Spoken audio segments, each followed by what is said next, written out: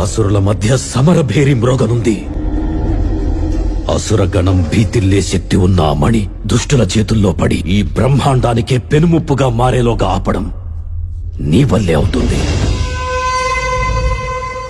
నేనొక్కడినే ఎలా ఆపగలను? ఒక్కడివేనా?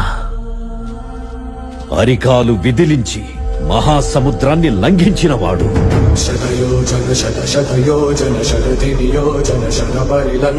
రాక్షస సైన్యాన్ని మట్టుబెట్టి రావణుడి సింహాసనాన్ని కంపించినవాడు.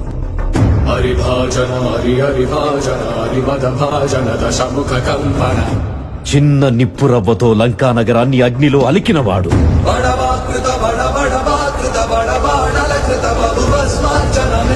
త్రేతాయుగంలో రాముడి నీడయ్యాడు.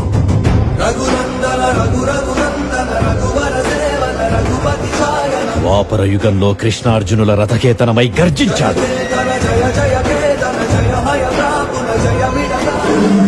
కలియుగంలో ధర్మం కోసం పోరాడే ప్రతి ఒక్కరి వెంట ఉన్నాడు. నీ వెంట ఉన్నాడు.